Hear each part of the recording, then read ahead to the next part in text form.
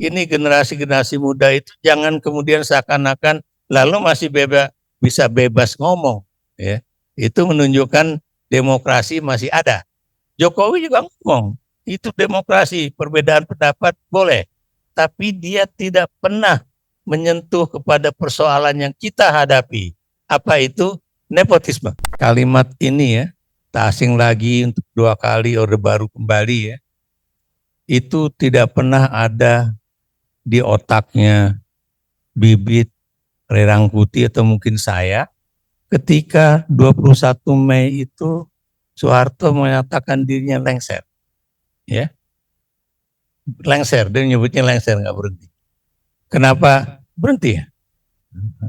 Iya, kenapa demikian? Karena kita pikir itulah akhir dari sebuah pemerintahan otoriter yang kemudian ditopang oleh kekuatan militer dan tentunya polisi ya. Waktu itu masih menjadi ABRI ya.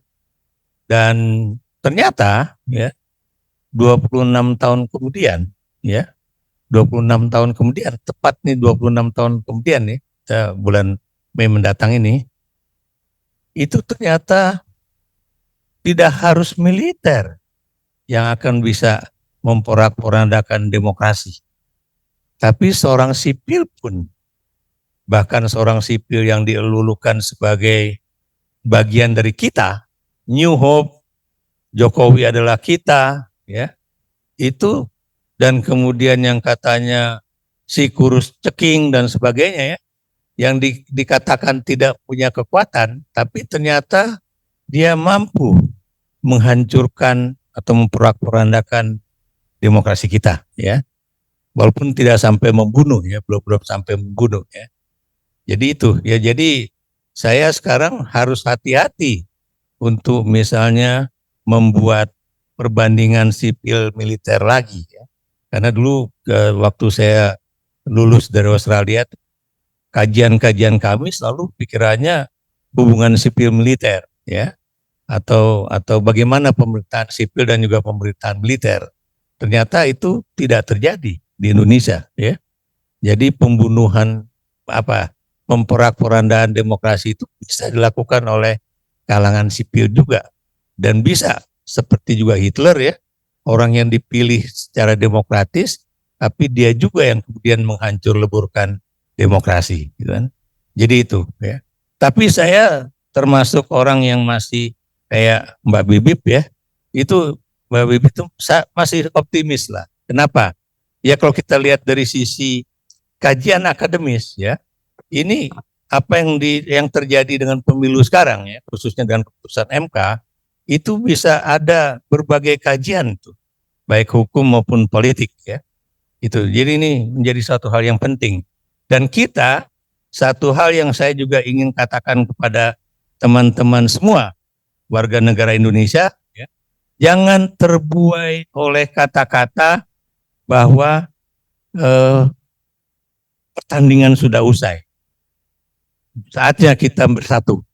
Seperti harian Kompas hari ini ya. Itu. Ya, jadi oh iya, Prabowo juga menyatakan demikian kan. Lupakan perbedaan. Mari kita bersatu padu untuk membangun bangsa, untuk rakyat. Dan itu kata-kata yang buat saya sangat tidak saya percaya. Ya, khususnya untuk kepentingan rakyat. Kenapa demikian? Ya, karena Anda tahu dari paparan Monik tadi, di situ jelas PSN itu untuk siapa?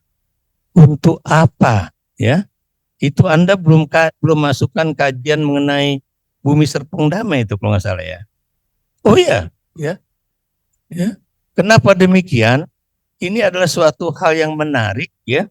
Seorang presiden atau seorang pemerintah lah ya, menetapkan suatu wilayah sebagai proyek strategis nasional, di mana aktornya itu adalah anak dari penguasa itu sendiri ya, dan temannya anak penguasa ya, dan kemudian konglomeratnya juga temannya penguasa, dan kemudian yang diangkat menjadi komisaris perusahaan itu juga Bung Ijo juga ketawa, adalah orang yang juga baru berbalik ya, dari pendukung partainya Pak Jokowi juga menjadi masuk ke dalam langsung kader tertinggi di dalam partai yang tadinya menjadi lawan politik dia ya di dalam 2 kali pemilu ya. Ini sesuatu yang menarik ya maksud saya dari Gerindra gitu kan.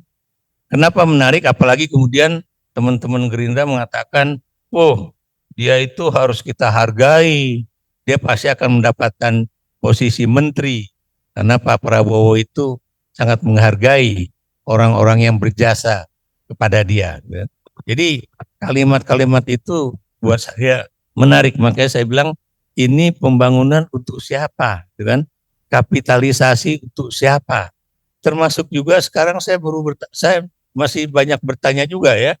Dulu Jokowi sering datang ke Papua, itu untuk siapa? Untuk apa? Ya, walaupun kalau kita lihat ya belakangan ini agak jarang dia ke sana ya. Oh iya, tetap presiden paling banyak datang ke Papua ya. Tadinya saya menghargai banget karena maaf saya nih skripsi dan disertasi saya tuh tentang hubungan Indonesia Papua New Guinea. Jadi pasti saya belajar tentang OPM itu ya. Jadi itu yang ingin saya katakan bahwa makanya waktu beliau menyatakan itu kalau Anda baca tulisan saya ataupun kalimat saya sebelumnya itu adalah bahwa ini presiden yang paling memiliki perhatian penuh kepada Papua ya. Tapi Anda lihat apa yang terjadi. Di era Jokowi itu PBHI itu sudah membuat angka-angka ya. Itu konflik antara rakyat dan negara justru paling tinggi. Ya. Anda cuma nggak menyebutkan angka berapa aparat TNI Polri yang meninggal di dalam kasus benturan di Papua. Ya.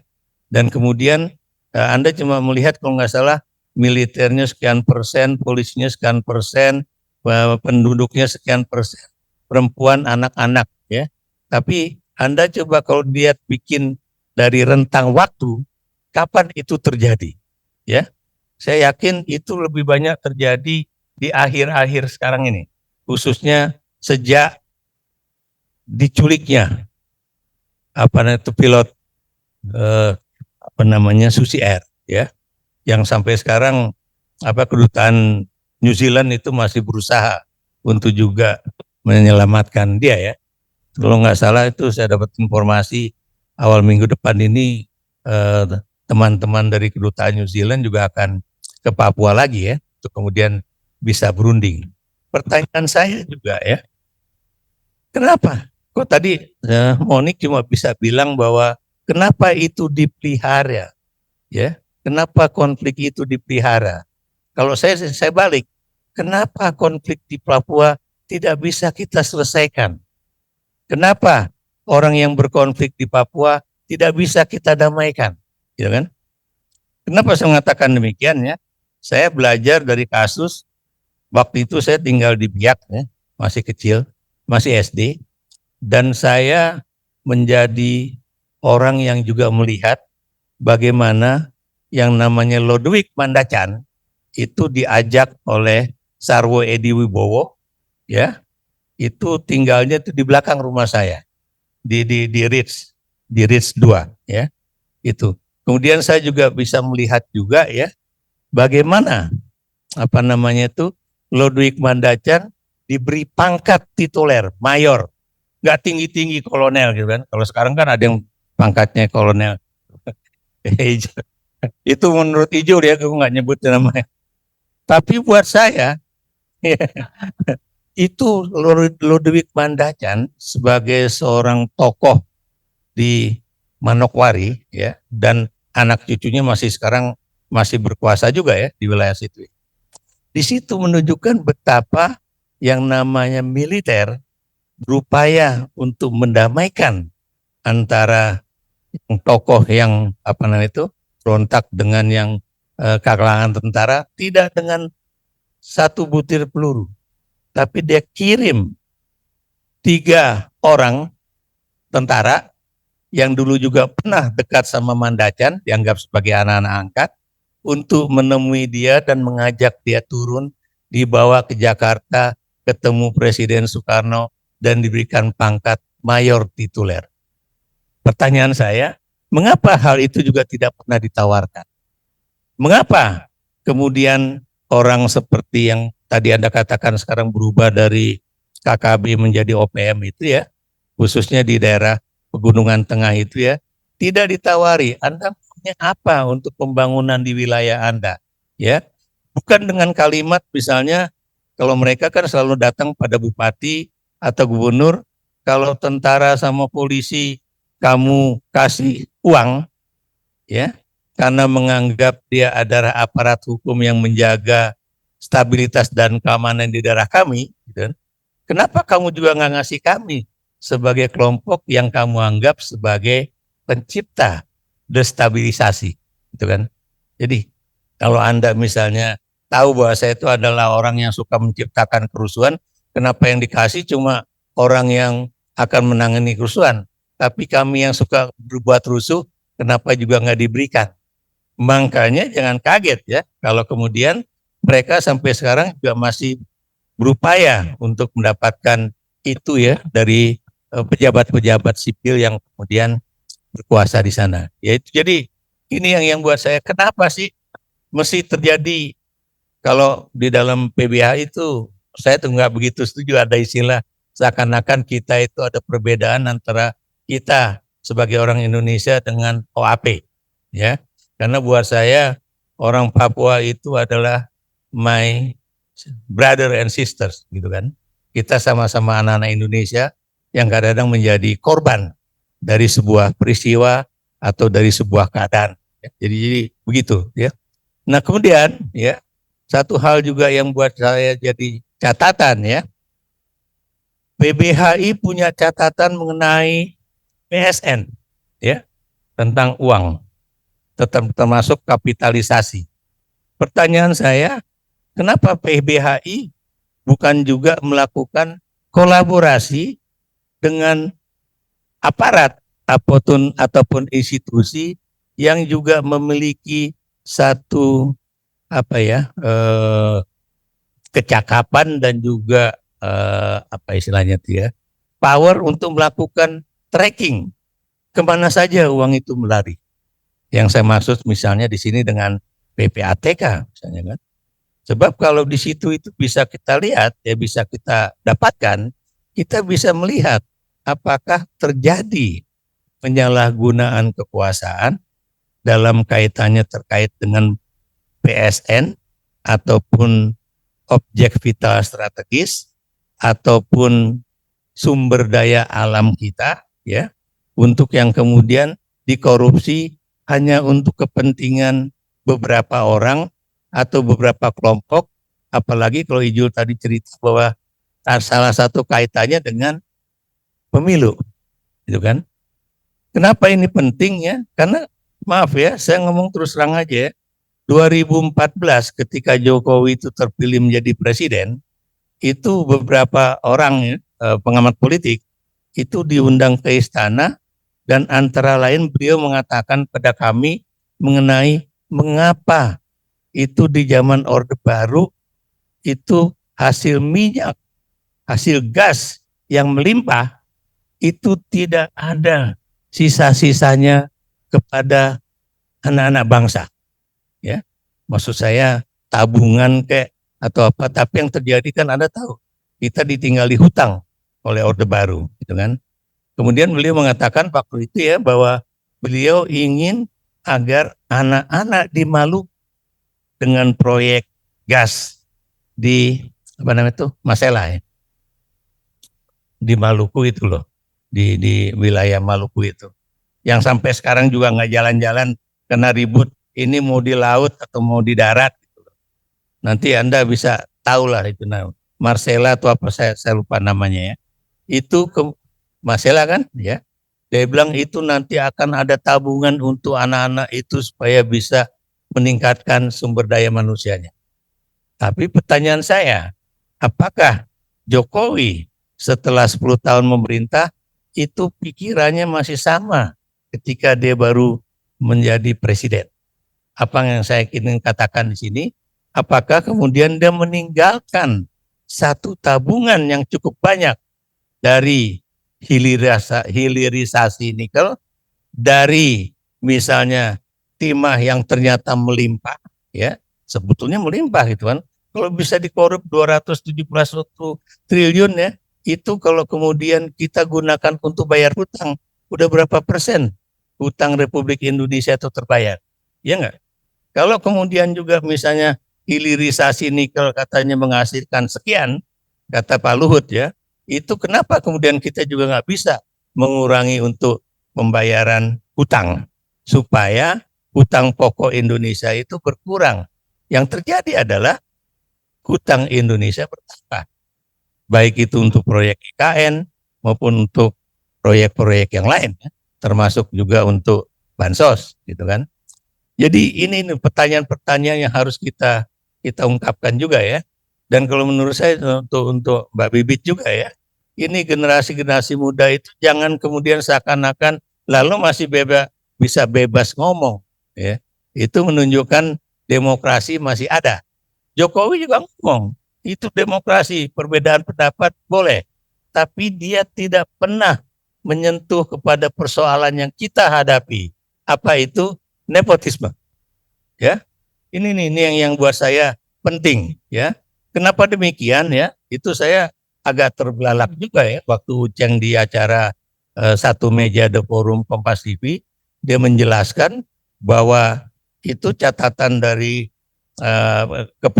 catatan-catatan sebelum keputusan Mahkamah Konstitusi banyak banget, termasuk juga mereka menyadari terjadinya penyalahgunaan bansos, bla bla bla bla bla bla. Makanya kemudian kalau bisa nanti di pilkada ini persoalan ini tidak dimunculkan lagi, makanya harus dibuat satu aturan di dalam undang-undang ataupun peraturan KPUD, KPU atau KPUD nantinya, yang kemudian meniadakan supaya bansos itu tidak digunakan baik menjelang ataupun pada saat, gitu kan. Kenapa demikian? Saya udah berkali-kali berbusa-busa ngomong. Itu ya, kalau misalnya dia nggak ngaku sekian ratus triliun, 2 triliun aja dipakai ya, itu berapa dibandingkan dengan misalnya pasangan 01 yang nggak punya duit sama sekali, atau pasangan nomor 3 juga yang dananya terbatas. Apa yang ingin saya katakan? Ketidakseimbangan, ketidaksetaraan di dalam modal untuk politik itu juga salah satu penyebab dari kekalahan baik itu paslon nomor 1 maupun paslon nomor 2. Kan begitu ya. Jadi ini hal-hal yang cukup penting ya. Dan itu tadi pernyataan Mbak Bibit ya, itu juga bikin kepala saya langsung sepaneng juga ya. Pernyataan ini loh, pernyataan yang menyatakan bahwa kita akan menemui hakim-hakim konstitusi itu lagi. Kenapa demikian? Karena mereka akan berada di Mahkamah Konstitusi itu kalau memang aturan barunya nanti itu berlaku 15 tahun. Ya enggak? 3 kali masa pemilu. Cuma saya nggak tahu perhitungan 3 kali masa pemilu itu apakah mereka sudah dihitung ataukah baru akan dihitung setelah peraturan itu berlaku. Anda bisa bayangkan kalau itu terjadi, itu akan muncul terus pernyataan-pernyataan demikian ya, bahwa ini mahkamah sudah melakukan kajian ataupun pengadilan mengenai PHPU ya, dan kalau ini udah diputuskan ya, bahkan yang namanya Perludem itu muncul pernyataannya di running testnya Metro TV bahwa Perludem menyatakan demi kepatuhan hukum kita harus menerima hasil dari Mahkamah Konstitusi. Dan kalau itu terus seperti itu, Anda bisa bayangkan tiap 5 tahun sekali kita rakyat Indonesia hanya ditenangkan oleh ini udah disidangkan loh. Itu pokoknya. Dan karena itu Anda harus menjadi warga negara yang taat hukum. Ya, yang kemudian harus seperti juga dalam kasus calon presiden Amerika Serikat dari Partai Demokrat tuh, Donald Trump. bukan yang kemudian dinyatakan dia kalah gara-gara waktunya udah habis untuk menghitung. Kemudian sekarang menjadi pejuang Al Gore yang jadi pejuang lingkungan itu, ya. Al Gore menerima karena memang itulah undang-undang. Tapi kalau kita kemudian dibuai dengan kalimat-kalimat seperti itu, bahwa apa namanya itu berbagai usulan sudah kami terima, sudah kami bahas, dan ternyata diputuskan tidak terbukti dan Anda harus menerima, waduh, tidak akan ada kemajuan bagi apa namanya itu perbaikan pemilu di Indonesia. Jadi itu juga yang menjadi catatan saya ya. Dan kalau Anda misalnya bicara tentang TNI Polri, Kompas itu dalam 1 tahun ini berapa kali tuh halaman, memang nggak di halaman headline ya, di halaman belakang ya, itu bicara mengenai bahwa salah satu problem utama di tanah Papua itu adalah konflik antara TNI Polri yang kemudian menyebabkan terganggunya penanganan masalah keamanan di sana ya. Dan kalau buat saya itu konflik TNI Polri yang dibicarakan oleh Kompas itu udah ada ketika saya SD itu di Biak antara tahun 66 sampai 69. Apa itu?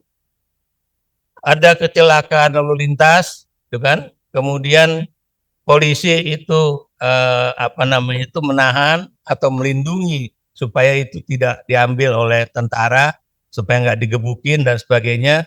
Kemudian markas polisinya diserbu sama tentara. Itu sampai sekarang masih terjadi, gitu kan?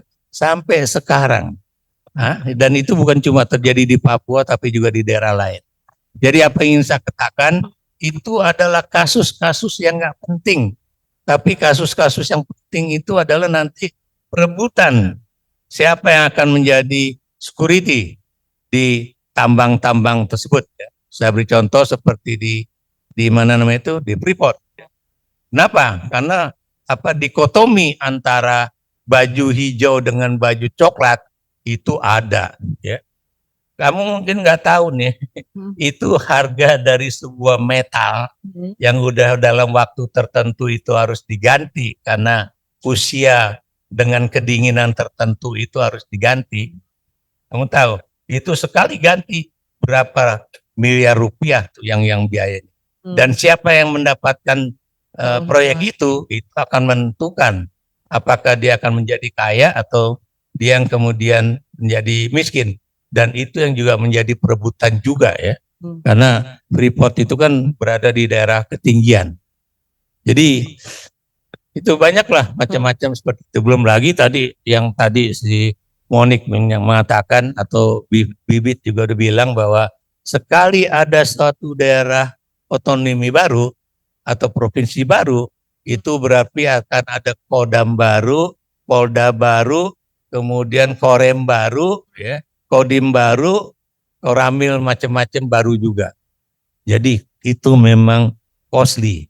Tapi yang ingin saya katakan juga bahwa kita juga jangan kaget karena pembuatan otonomi baru di Papua itu juga antara lain itu untuk menyeimbangkan ya jumlah wilayah yang bisa dijadikan daerah kemenangan bagi 02 ya, karena dia tahu persis waktu itu ya itu dia akan sulit untuk menang di wilayah Sumatera, khususnya di Aceh. Dan ternyata Aceh dan Sumatera Barat ternyata masih benar-benar independen, gitu kan. Jadi saya pikir itu aja.